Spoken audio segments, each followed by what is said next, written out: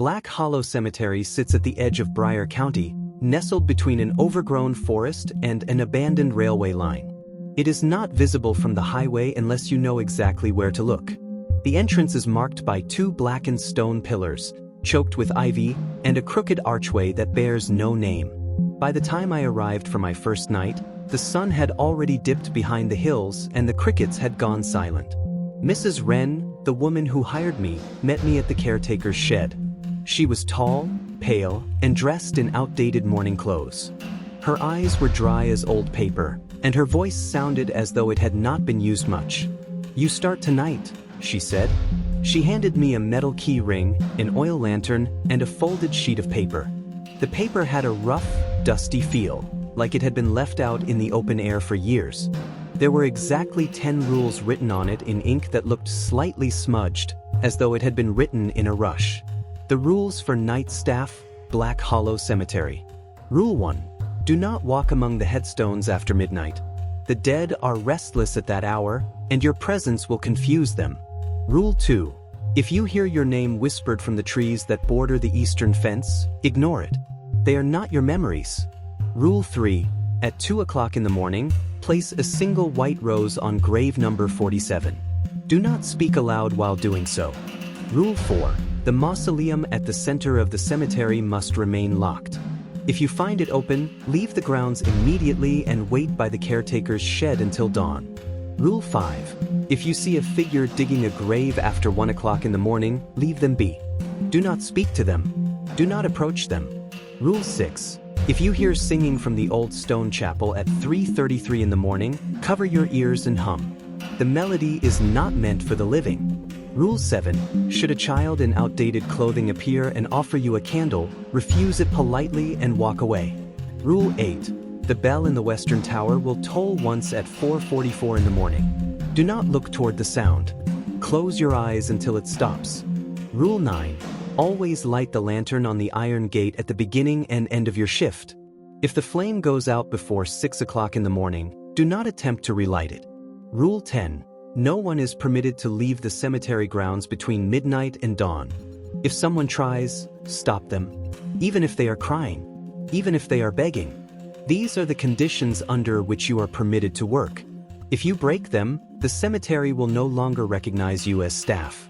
I must have looked confused because Mrs. Wren simply said, "It is best not to test them. You are not the first." There was no formal orientation. No time to ask questions. At 10 o'clock sharp, she turned and walked down the narrow gravel path, disappearing into the dark without another word. I was alone. The caretaker's shed was small and made entirely of weathered wood. Inside, there was a desk, an old rotary phone that did not dial out, a hand-drawn map of the cemetery, and a narrow cot that I was warned never to use. The lantern on the gate had already been lit. My first shift had begun. I read the rules again. They seemed absurd, superstitious nonsense written to scare off pranksters or teenagers. But something about the way they were phrased made my stomach twist. Not warnings. Instructions. Like a recipe, only this one was for staying alive. At 2 minutes past 10, I stepped outside, rule list folded neatly in my pocket, the cold metal of the key ring rattling quietly in my hand.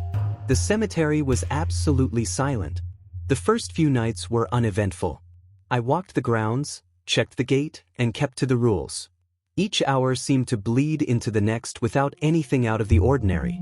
The wind stirred the trees, the occasional owl hooted, but there were no whispers, no figures in the dark.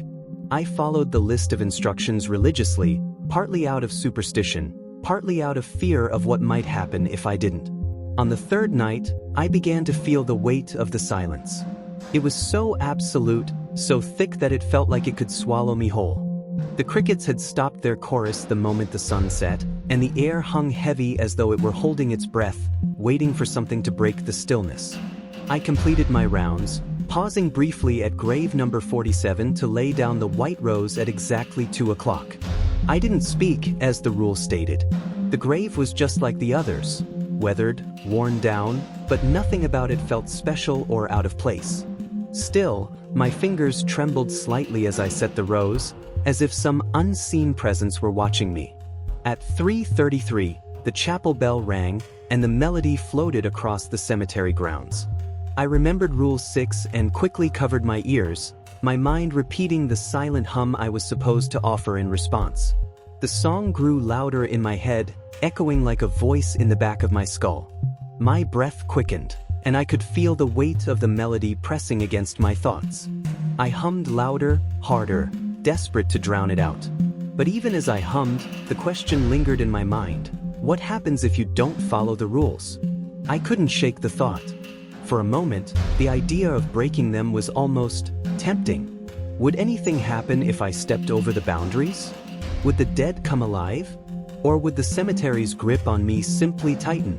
I couldn't risk finding out. So I kept my distance from the mausoleum and the chapel, sticking to my path, my lantern casting long shadows along the gravestones.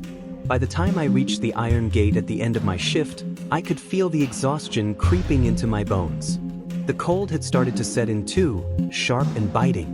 I lit the lantern at the gate, the flame flickering weakly in the wind. The light cast a strange, almost unnatural glow on the stones, like something just out of reach was waiting to be discovered. I stood there, staring into the darkness beyond the gate, and wondered, for the first time, if it would ever feel like home. It was barely past 5 o'clock, and I still had an hour before dawn. As I turned to head back to the caretaker's shed, I heard it, faint at first, like the rustling of paper caught in the wind. A whisper, barely audible, coming from the trees at the eastern fence. My name. I froze, my heart slamming against my ribs. The rules flashed in my mind. Rule 2. The whisper came again, this time clearer. Come here. I swallowed hard and kept my eyes forward. The trees were shrouded in darkness, their branches twisting like skeletal hands reaching for the sky. I couldn't see anything, but I could feel the pull of the whisper. It was insistent, like a thread tying me to the woods. But I didn't look. I kept my pace steady, breathing through the panic that was rising in my chest. The rules said to ignore it, and that was all I could do. Just ignore it. The voice stopped, but the unease lingered. The following night, the silence felt even more oppressive. The moon hung low, casting sharp, cold light across the cemetery grounds. The air was still, and it felt like something was waiting just out of sight. It was the kind of stillness that pressed on your chest, the kind of quiet that could almost suffocate you if you let it. I followed the rules without thinking, almost mechanically at this point, placing the white rose at grave number 47, covering my ears when the song rang from the chapel, never looking toward the bell tower when it tolled at 4:44. Each night, I grew more accustomed to the pattern, and each night, it felt a little harder to breathe. But that night, something was different. Something shifted. It was just past midnight when I heard it, soft at first, like the shuffle of footsteps across the gravel.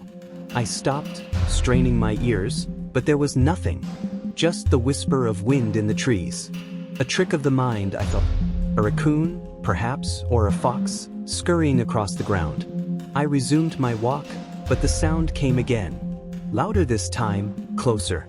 A slow, deliberate step, followed by another. The hairs on the back of my neck stood up. I turned around sharply, expecting to see someone, maybe another caretaker, maybe Mrs. Wren coming back to check on me. But there was no one. I was alone.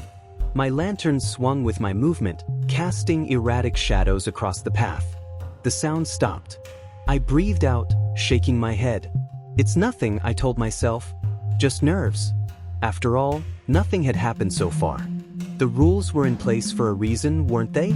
They were just superstition, old folklore, stories meant to keep people like me from wandering too far into the unknown. But then the whisper came again. You shouldn't be here.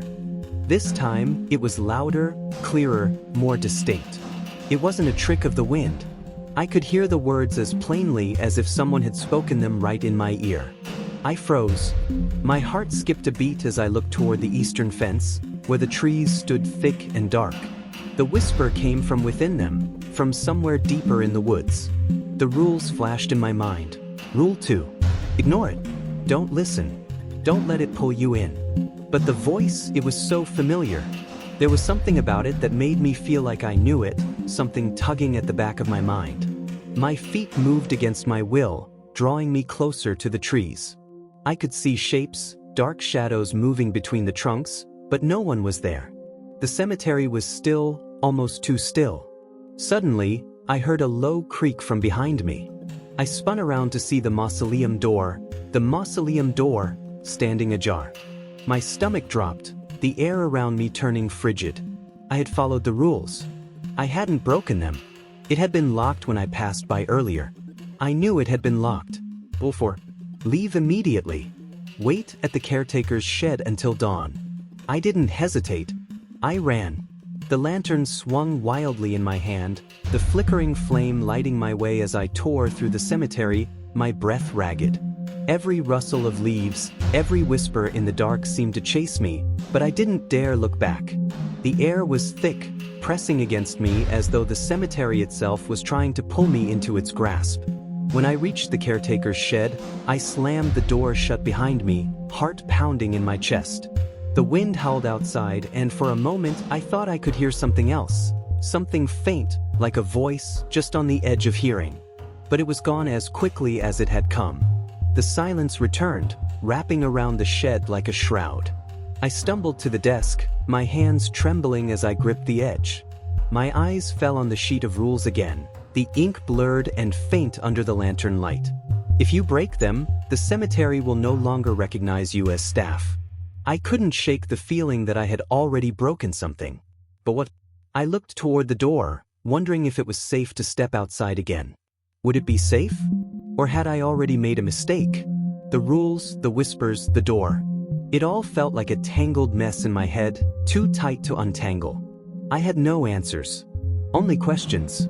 And as I sat there, waiting for dawn, I realized the cemetery was watching. The next few nights passed in a blur. My mind refused to focus on anything for too long. The whispers, the door, the sense that something was just out of reach, it all haunted me, pulling my attention in every direction. Every creak, every rustle in the dark, made me jump. I couldn't seem to shake the feeling that I was being watched. I followed the rules with rigid precision. There was no room for doubt now. The rules were everything. And yet, despite my best efforts, things continued to slip. Little things at first, details that didn't quite add up. The white rose I had placed on grave number 47 one night had been gone the next. I hadn't seen anyone approach, hadn't noticed anything out of place, but it was as though the grave had rejected it entirely, as though the rose had never been there. I wondered if the cemetery was testing me to see if I was paying attention. Maybe I had placed the rose wrong. Maybe I had broken some subtle part of the rule I hadn't understood. But then there were other things. The singing, for one. The first time it happened, I had covered my ears and hummed, as instructed, and the sound had faded. But on the fourth night, I had heard it again, softer, but more insistent this time, almost like a beckoning. I couldn't ignore it completely. There was something about that melody. Something wrong. It was just after 3:33, and the air had shifted. My lantern flickered nervously as the first few notes drifted from the chapel. I started humming, but it felt different this time. It felt almost as though the song was in my head, not just in the air. I couldn't control my thoughts, couldn't stop the way the melody wrapped itself around my mind, pulling me closer. It was almost as if I was meant to listen. I fought it, shaking my head and pressing my hands against my ears harder. But the humming wouldn't stop. I tried to focus on the rules. Don't listen. Don't let it in. But the more I resisted, the stronger the pull became, until it felt like my whole body was vibrating with the melody. I didn't know how long I stood there, humming through clenched teeth, but when the last note finally faded, I was shaking. I was on my knees in the dirt, the cold ground beneath me, the lantern barely hanging on in my grip. I felt like something had just tried to take me, but I wasn't sure if it had succeeded or not. The next night, as I made my rounds, I couldn't shake the feeling that I was no longer alone. I kept seeing shadows darting between the gravestones, flickers of movement at the edges of my vision, like figures just out of reach, watching me. At one point, I thought I saw a figure standing by the mausoleum, tall, shrouded in dark clothing, staring directly at me. But when I turned to look, there was nothing there. I rushed my rounds, checking the gate, making sure the mausoleum door was locked. The wind had picked up, pushing the branches of the trees into strange angles, casting long, creeping shadows across the path. I tried to ignore it, but the shadows were growing thicker, more substantial, as if something in the cemetery was waking up, drawing closer. By the time I reached the caretaker's shed, I could hear the soft shuffling of footsteps again, the same slow, deliberate sound from the night the mausoleum door had opened. I stood at the threshold of the shed, staring out into the darkness. The footsteps were moving closer. I grabbed the lantern from the desk, my hands trembling. I had to know. I had to see what it was that I stepped outside, my heart pounding. The lantern's light barely cut through the dark, and the sound of the footsteps seemed to echo in my ears. Suddenly I heard it, a low voice, thick with menace. "You shouldn't be here. You don't belong." It wasn't a whisper this time. It was as if the voice was right behind me. I spun around, nearly dropping the lantern, but again, there was nothing there. Just the dark trees, swaying in the wind. But then I saw it, movement in the distance, near the iron gate. A figure, hunched and obscured by shadows, standing motionless. My heart leaped in my chest. I had to follow the rules. I had to stay away. I turned quickly, bolting back toward the shed, but the footsteps were still there, growing closer with every second. Rule 10. No one is permitted to leave the cemetery grounds between midnight and dawn. But what if it wasn't someone trying to leave? What if it was someone trying to get in? I stayed inside the shed for what felt like hours. The footsteps never stopped. They just kept circling, always moving closer, always just out of reach. I kept thinking about the mausoleum, about the whispers, about Rule 4. The mausoleum must remain locked. But what if it wasn't locked? What if something else had opened it? I felt the panic rising again, that cold rush of fear crawling up my spine. It wasn't just superstition anymore. The cemetery was alive. The rules weren't just warnings, they were the only thing keeping the darkness at bay. I had to survive the night. I had to make it until dawn. And as the first light of morning began to filter through the windows of the shed, I realized something. The cemetery wasn't just watching me. It was waiting. The sun's first rays pierced the trees, casting long shadows across the cemetery. The footsteps had stopped by then, but my heart was still pounding in my chest. The graveyard was quiet once more, the unnatural stillness settling over the land like a heavy shroud. My lantern flickered weakly, and I felt the last vestiges of the night's terror hanging around me, suffocating me. I glanced nervously at the clock on the wall. Dawn had come, but the unease had not. For the first time since starting this job, I felt a deep, gnawing certainty. Something was wrong. I wasn't just following the rules anymore. I was trapped in a web spun by forces I didn't understand, and every rule, every warning, felt less like guidance and more like a countdown to something worse. I had to leave. I had to get out of the cemetery before it consumed me completely. I spent the next few hours pacing the shed, torn between the crippling fear of staying and the overwhelming need to get away. I kept thinking about Rule 10, no one is permitted to leave the cemetery grounds between midnight and dawn. And yet, I couldn't shake the feeling that the real danger wasn't in following the rules. It was in not understanding them. The cemetery was alive, aware, and it wanted something from me. The whispers, the shadows, the figure by the gate, they were all a part of something bigger, something that had been waiting for someone to break the rules. And I had already come so close. I could still hear the voice in my mind, low and menacing, telling me I didn't belong. "You shouldn't be here." The voice had come from the shadows, yes, but it felt like it had been inside me too, like it was trying to turn my thoughts against me. But as the hours passed and the sun climbed higher in the sky, I realized something else, something that made the hairs on the back of my neck stand on end. The rules had never mentioned anything about leaving the cemetery in daylight. I was free to leave, or was I? I didn't know if I could trust my own thoughts anymore. I felt like I was losing control, like the rules had become an inescapable part of me. I glanced at the clock again. The air was thick with uncertainty. I could make a run for it now, just leave through the iron gate and never look back. Or I could stay. I could finish the shift. I could survive the day. I decided to test it.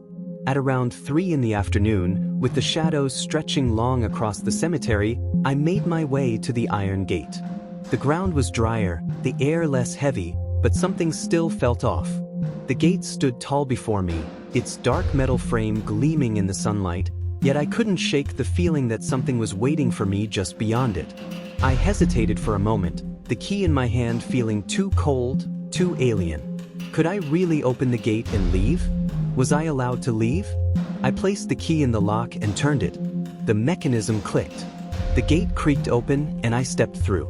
For a split second, I thought I was free. The road beyond the cemetery stretched out before me, empty, untouched. The world outside was silent but inviting. But as I stepped further onto the road, I heard it. The bell. It tolling once, then twice, then a third time.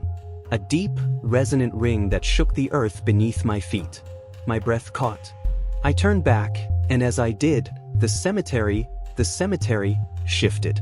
The graveyard was no longer the place I had left behind. The gravestones had changed. The trees looked darker, more twisted. Even the air was different. The sky overhead had darkened, a heavy, storm cloud gray looming low. The road I had stepped onto was gone, replaced by a thick, dense fog that rolled over the cemetery like a living thing. I stumbled back toward the gate. The moment I reached for the handle, it slammed shut on its own. The cold metal burned my palm as I tried to open it, but it was locked. The cemetery had claimed me. I pounded on the gate, screaming, but the sound was swallowed by the heavy fog. Then I heard the voice again, so close now, a low, guttural whisper in my ear. You shouldn't have left. I ran. My footsteps were loud in my ears as I sprinted back through the cemetery, desperate to get to the caretaker's shed. My mind was clouded with fear, with a single thought repeating over and over. The rules. Follow the rules. Don't break them. I reached the shed and slammed the door shut behind me. The air was thick with dread. My breath came in ragged gasps, my heart racing. I didn't know what had just happened or how long I had been gone, but I knew one thing for sure. I had broken the rules. And now, the cemetery was coming for me. The lantern flickered in the corner of the shed, casting long, wavering shadows against the walls. I could hear the whispers growing louder outside. The ground trembled beneath me, and I could feel the weight of something ancient, something dark, pressing against the walls of the shed. I gripped the sheet of rules in my hand, my knuckles white. I had to make a decision now. Leave and risk the consequences, or stay and wait for dawn. But something told me that neither choice would ever be the same again. As the shadows closed in and the clock ticked down, I could feel the walls of Black Hollow Cemetery tightening around me. And I realized, too late, that there was no escaping it. The minutes felt like hours. The walls of the shed felt like they were closing in on me. Every breath I took was shallow, each heartbeat louder than the last. The whispers outside were becoming harder to ignore. They were too close now, almost tangible, like the cemetery itself had drawn up close to the walls of the shed. They were voices from the earth, from the past. You shouldn't have left. The words echoed, seeping into the air like a poison. I clutched the lantern in my hand, my fingers trembling. My thoughts spun in chaotic circles. What had I done? The gate had been open. I'd crossed the threshold. I had broken the rules. The cemetery knew, it knew everything, and now it was coming for me. I could feel it, pressing against the very walls, as though the earth beneath my feet was alive, shifting. I glanced at the sheet of rules again, my eyes scanning over the faded ink. If you break them, the cemetery will no longer recognize you as staff. I had been warned, but I didn't understand. What did it mean to not be recognized anymore? What happened if the cemetery no longer acknowledged me? The sound, a low rumble, broke my thoughts.